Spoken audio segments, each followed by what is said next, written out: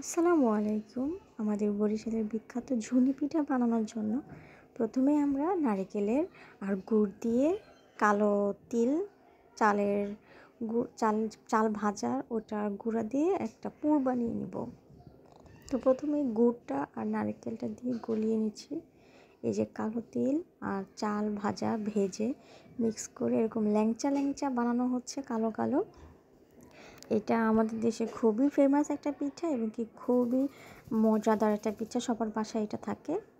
তেলে ভেজে একদম চালের গুঁড়ার কাই দিয়ে বানানো হয়, মচমচা ক্রাঞ্চি।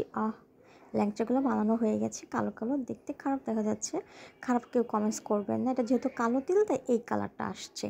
তো এখন আমাদের পিঠার যে উপরের লেয়ারটা সেটার জন্য চালের গুঁড়া দিয়ে কাই করে নেওয়া হচ্ছে।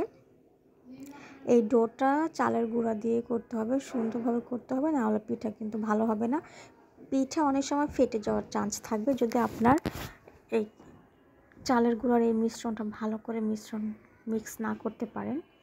তো ভালো করে চালের গুঁড়াটাকে দেখতে পাচ্ছেন কীভাবে সেদ্ধ করছে, এরকম খুন্তি দিয়ে মানে হাওয়া বের করে দিচ্ছে।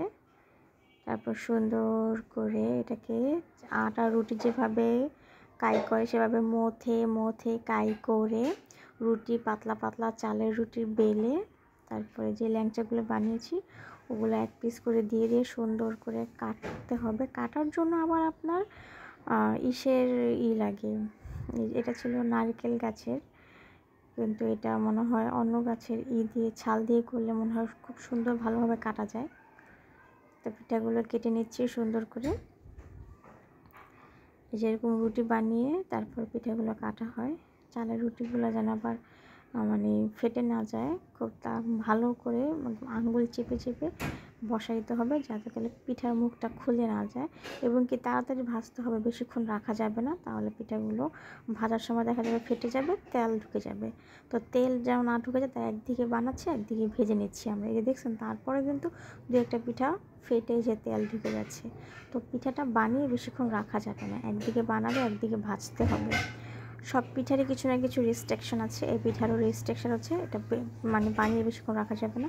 হালকা ডিম আছে লালচে লালচে কালার করে নিয়েছি, মচমচা। আপনি এটা অনেক দিন বাসায় মানে সংরক্ষণ করতে পারবেন, কাচের জারে রাখলে বেশি ভালো হয়। এই পিঠাটা সবার বাসায় কম বেশি আমাদের বরিশালের থাকে, বিকালে নাস্তা হিসেবে খায়, মেহমান আসলে দেওয়া হয়। ভালো মজাদার খুব একটা পিঠা। এরকম সুন্দর করে ভেজে নিলাম। ডিম আছে, প্রচুর তেল লাগে। আসলে কোনো কিছু খেতে গেলে খরচা তো হবেই, ভালো পরিমাণে এটা খরচা হয়। এখন আমার খেতে ইচ্ছে করছে, এটা 6 মাস আপনি বাসায় রাখতে পারবেন। আবার পোতায় গেলে কি করবেন, একটু ছেঁকে নেবেন। এই যে ছেনি তো বলে, ছেনির 1 ছেনি হয়েছে, এগুলো আবার ভাগ হবে, অনেকগুলো ভাগ করে দিয়ে যা থাকে আর কি। খুবই মজা। কেমন লাগলো ভিডিওটা অবশ্যই বলে যাবেন। Thank you.